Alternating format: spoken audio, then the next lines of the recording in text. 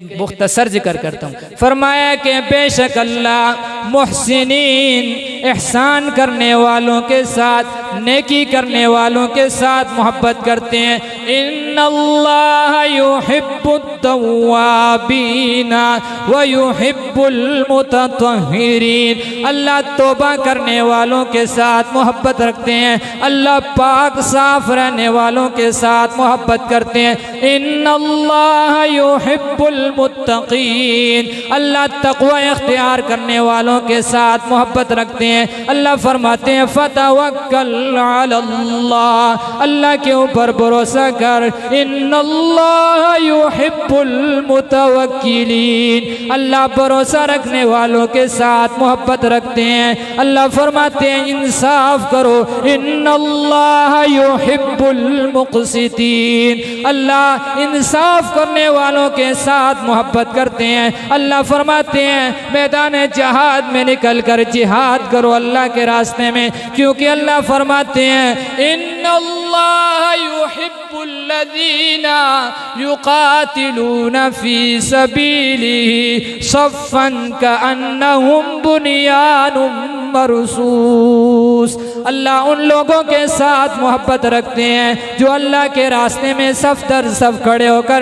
قتال کرتے ہیں، گویا کہ وہ سیسا پلائی ہوئی دیوار ہے۔ اور ایک دوسرا انداز بھی ہے، اللہ فرماتے ہیں واللہ یحب الصابرین، اللہ صبر کرنے والوں کے ساتھ محبت کرتا ہے۔ واللہ یحب المحسنین، اللہ نیکی کرنے والوں کے ساتھ، احسان کرنے والوں کے ساتھ محبت کرتے ہیں۔ واللہ یحب المطہرین، اللہ پاک رہنے والوں کے ساتھ محبت کرتے ہیں۔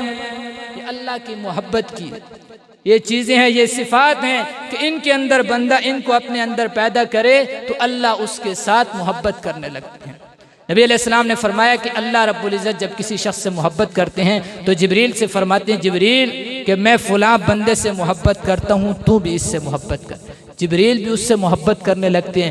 جبریل آسمانوں پہ آتے ہیں، فرشتے پوچھتے ہیں اللہ نے کیا حکم دیا؟ جبریل امین فرماتے ہیں کہ اللہ رب العزت فلاں شخص سے محبت کرتے ہیں، اللہ نے مجھے حکم دیا ہے کہ میں بھی اس سے محبت کروں، میں بھی اس سے محبت کرتا ہوں، تم سارے اس کے ساتھ محبت کرو۔ ساری فرشتے اس کے ساتھ محبت کرنے لگتے ہیں۔ اللہ کے پاک پیغمبر صلی اللہ علیہ وسلم نے فرمایا ثم یوضع له القبول فی الارض، پھر دنیا کے اندر، زمین کے اندر اس آدمی کے لیے اللہ قبولیت عطا فرما دیتے ہیں، لوگوں کے دلوں میں اس کے لیے محبت پیدا ہو جاتی ہے، معاشرہ سنورتا ہے۔ ان صفات کو اپنے اندر لانے کے لیے اللہ سے دعا ہے کہ اللہ ہمیں ان صفات کو اپنانے کی توفیق نصیب فرمائے، اور رمضان المبارک کے اس مقدس بابرکت مہینے میں قرآن مجید کو سمجھنے کی، اس پر عمل کرنے کی توفیق نصیب فرمائے۔ ہمارا دورہ تفسیر القرآن کریم جاری ہے، اسی کا یہ تھوڑا سا سبق میں نے آپ کو سنایا ہے۔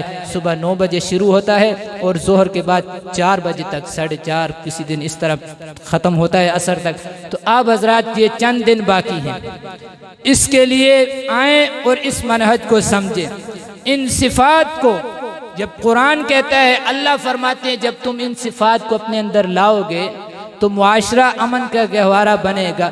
آج کوئی فلاسفر کہہ دے، کوئی بڑا سیاستدان کہہ دے اس طرح نظام کو بناؤ تو ملک کے اندر امن آئے گا، تو مالک کائنات زمین و آسمان کو بنانے والا کہتا ہے کہ لوگوں یہ صفات اپناؤ، میں تم سے محبت کروں گا، معاشرہ امن کا گہوارہ بنے گا۔ اپنے اندر ان صفات کو لائیے، گھر کے اندر اپنی گھر والوں کو بھی ان صفات کا بتلائیے، قرآن کی تعلیم کو عام کیجیے، اور پھر ملک کو امن کا گہوارہ بنائیے۔ آخر دعوانا ان الحمدللہ۔